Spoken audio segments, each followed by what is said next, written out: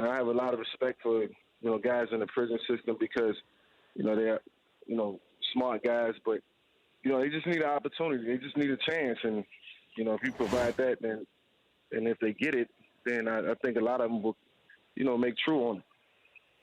When we went to that prison in Tampa with Tony Dungy and the number of kids who were there, and like when we looked out at that audience that day and you were addressing them, there had to be 90% of them were under the age of 30. 95% were probably African American, but they were listening to everything you were saying. Did you get? I'm trying to understand what you saw that they were looking at you and getting. Was it hope that hey, you got out, you made it, you went through this, you know how I feel? What do you? What was that all about that day?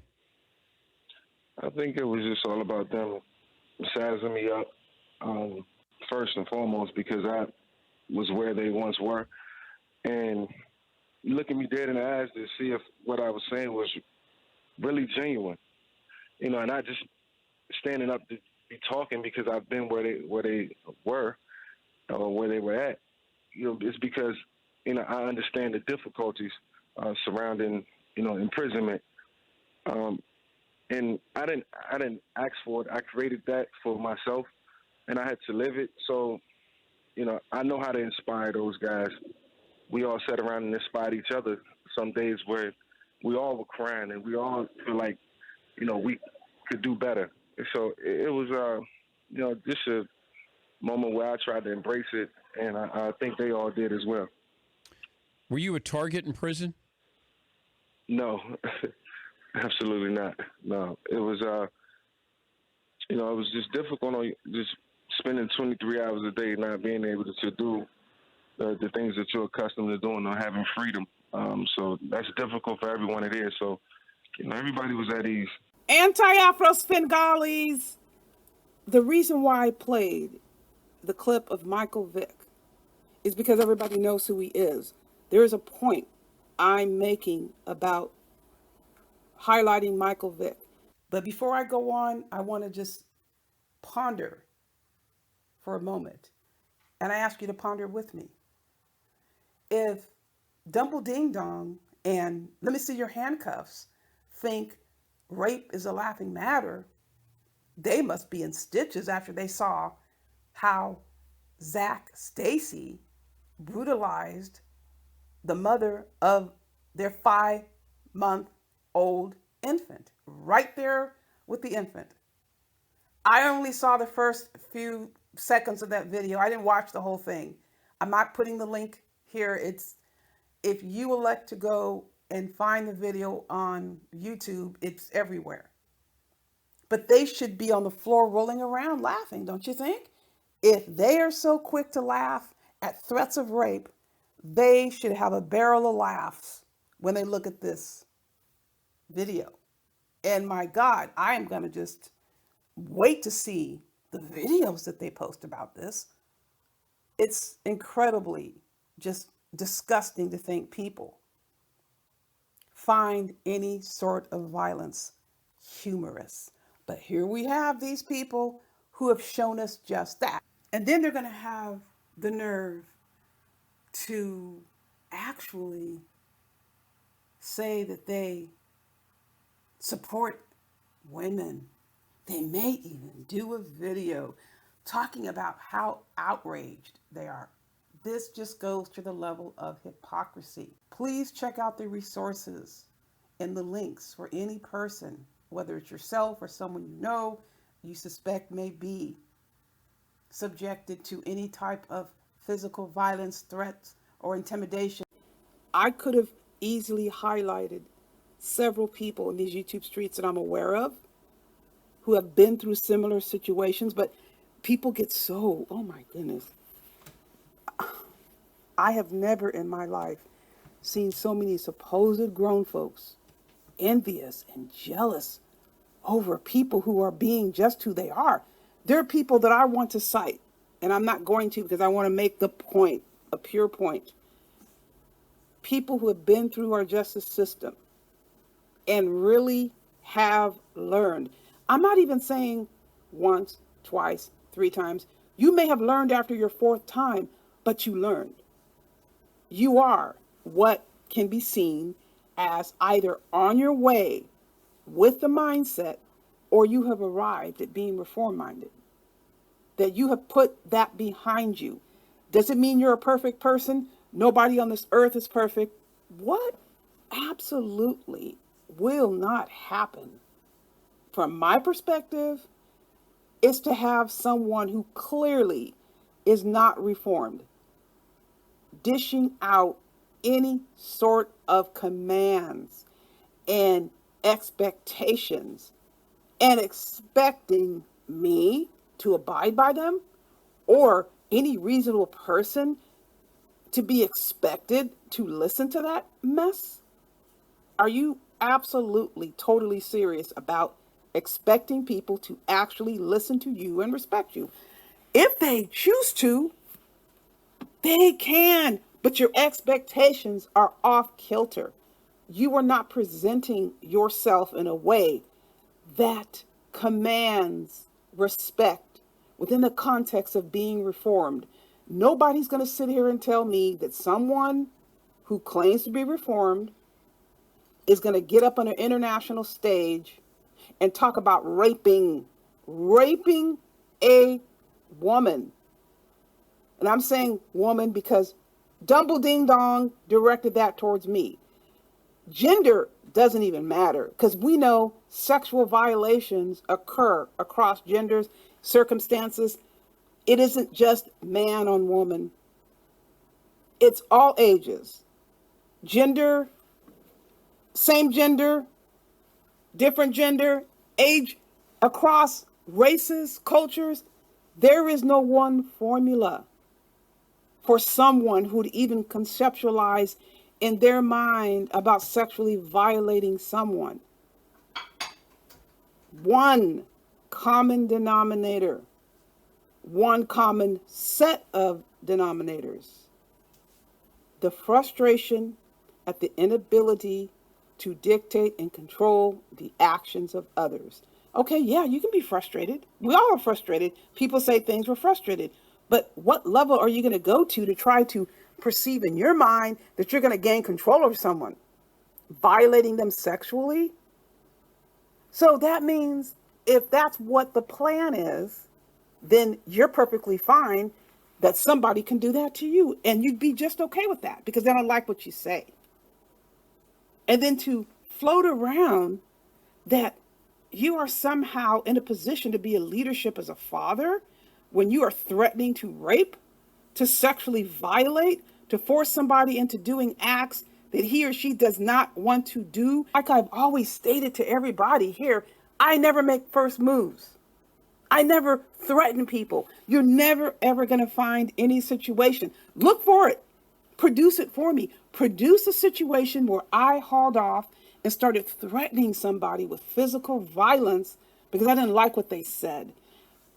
Dumble Ding Dong, you're non-reformed. You can't tell me a damn thing. And if anybody is dumb enough to listen to you, it is to their detriment. I don't have to listen to a damn thing you say. You can run off and cry and scream all you want. I don't give a damn.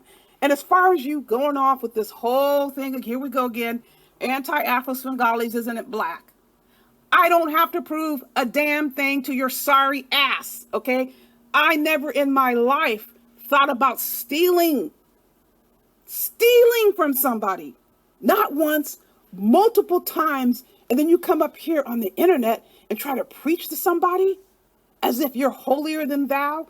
You are no Michael Vick. There are other people out here in these YouTube streets that I can name off who, by their actions, that they don't need to brag about. They don't need to show. People know them in their communities. They know their past. They know their present. And they have confidence in their future based on how they carry themselves right here and now. Some of these people were forced onto the internet because their family members were threatened. They weren't seeking internet popularity. These people have successful lives. They're responsible for a lot of people. They have no intention of going back to prison. They have no intention of revisiting their past lives where they had entanglements with the justice system, but they're also not going to let people threaten their relatives. People think it's okay to shoot off at the mouth, and they think nothing will become of it. But let's backtrack. Let's go back to the concept of family. I've got something I want you all to know. It's ironic that Dumble Ding Dong was just throwing things in. It's a hodgepodge. The connections weren't there. It was clear he was forcing the issue to get certain names inside this video or whatever he live streamed or whatever it was. Hey, although he doesn't recognize that we have free speech and this is a free country, I'm acknowledging his right to go ahead and run his mouth, which is what he did. So when he ran his mouth, he brought up the name of Corey Slater. Very interesting. Corey Slater and Dumble Ding Dong both tried to get going these ridiculous scenarios that I'm not black because they have nothing else they can say about me, so I'm not black. It just so happens that Corey Slater was in a live stream. This is a while back. And I'm in there doing my thing, just answering. The topic was pretty nondescript. I remember it wasn't anything off the wall. And all of a sudden I see this convo going on in the chat between Corey Slater and Stephanie Collins. For those of you who don't know, Stephanie Collins is also a public servant, supposedly, but hangs out with the underbelly. She's in there having this convo with Corey Slater, and they start talking. You see it on the screen, okay? Debating about whether or not I'm black. And I'm looking, going, what am I looking at? I'm just looking at this. And then Corey Slater says something to the effect, my wife wants to know why this white lady or white woman, whatever she said, is talking about Umar. And I don't know if I have it on here, but Stephanie Collins said, yeah, I've seen those types. I can usually pick it out. They don't fool me or something. It was so ridiculous. I don't want to repeat that on a piece of freaking paper, but she said it. Like she is the assessment of who is black. She's able to tell who's black. And that conversation went on. I got out of there. But before I left, guess what Corey Slater did? He posted an emoji of that purple eggplant. And those emojis have been banned by Facebook, and I think YouTube has banned it. He was putting that in the chat, which we know is representing a penis. Black penis or dark penis, whatever you want to say. He started posting that in the chat. And of course, Stephanie Collins thought it was funny. Just like, let me see your handcuffs, thinks it's funny that Dumble Ding Dong threatened to rape me. Oh, hilarious, people. Oh, my goodness gracious. This is just so funny. I'm falling out of my chair. That's what happened. It was deemed funny. And then it was either the next day or 2 days later, I get a message on the AAS channel from Corey Slater's wife asking me if I'm white. Obviously, I did not respond to the idiot, okay? I completely ignored her message. But I want to make a correction. Corey Slater did send me a communication by email. It was about another issue. But I had no negative interaction with him. So I never had any negative dealings with him, but he comes up with this garbage. That just goes to show people are trying to find a way to force insert issues. Take it further. They go after kids. Corey Slater is snooping around on a teenager's YouTube page. I'm not going to tell you the name of the parents because I don't want to subject the child to any other harassment. What the hell are you snooping around on a child's YouTube page and making it known? I don't want to even get into anything else about this because, again, I don't want to identify the parents or the child. If someone is curious, and I could concede to curiosity, but taking it further than that, you want to make sure the parents knew that you were coming after their child. Your ass belongs in jail. You're tormenting a child. You need to be taken care of. The law needs to be involved. I can't tell you how disgusting, how sick it is for someone. You're mad at the parents and you target their child. Now, I know that YouTube put these protections in place for children about the advertising issues. It goes much further beyond that. It's a goal to protect children. Children have a right, those under 18, to come onto the YouTube space and enjoy themselves, interact with their peers. But you have these adults who think they can intrude and go over to, a child's page. What reason would you have to go over there? It's not just curiosity because you have a positive relationship with the parents. No, you're trying to find a way to aggravate, to hurt the parent, to cause the parent anxiety. That's why people like this target children on YouTube. There is absolutely no room for it. It should never, ever be accepted. And people like that don't belong on the internet. If your goal is to target a child, what business do you have being on social media? You have none. You need to go to a child's page because you're angry with the parents. People, come on. There's a lot of people out there acting out or trying to get some sort of revenge on anybody they can based on what? It's that serious that you need to go to somebody's child's YouTube page and act the fool. I think it's just deplorable. These are the types of people you're going to see in these YouTube streets. Luckily, this youngster has parents who are taking action and they will not ever allow anybody to harass their child. And I wish more parents were like that. It's up to the parents what they decide in the end. But rather than saying to a child, you can't be on the internet because you have these freaks out there, the freaks are the ones that need to be handled. About the only thing I can say about why Dumble Ding Dong continues to try to get over on the Smokes page is maybe he needs some practice on how to handle a potentially 20-something-year-old. Dumble Ding Dong could not even hang with a 20-something-year-old in a debate. About the only thing I can say about why Dumble Ding Dong continues to try to get over on the Smokes page is maybe he needs some practice on how to handle a potentially 20-something-year-old. Dumble Ding Dong could not even hang with a 20-something-year-old in a debate. How can he think that anyone is going to take him seriously? I've never heard of a grown ass, supposedly grown ass, well, I'm going to say chronological adult male, who tries to consider himself a man, run around here just crying and whining and complaining about all people do on YouTube. Like he doesn't have a topic. Okay, let's talk about this. No, he focuses on, I don't know what you call it. He cries and whines about the behavior of others.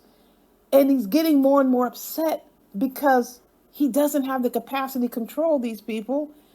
And so he gets more and more mad because they're not doing what he says.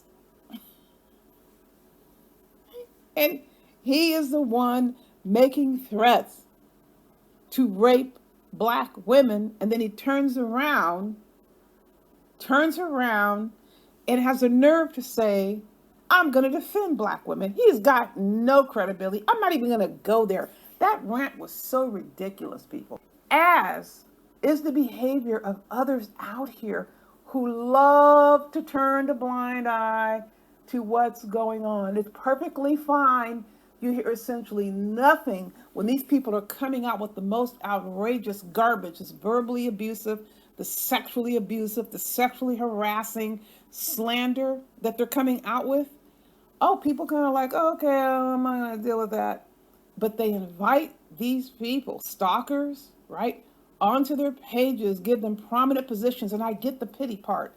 I get the pity party, people. I really do. But it is indeed, I will call it gutless. absolutely gutless to turn your head to act like you don't see anything. But the moment the targets of attack decide to speak out, then you get all these people coming out, leaving messages, trying to attack those who are defending themselves. I don't have the stomach for cowards. I don't.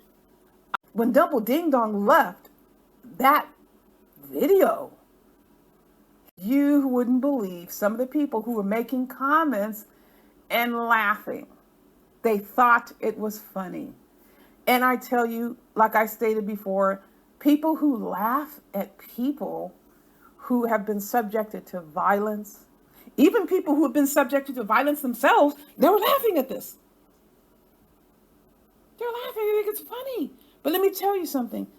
You laugh at the concept of somebody being brutalized. That is something that you're going to have to answer to. If you were really wishing for that on somebody, you need to be careful about what's coming around the bend for you.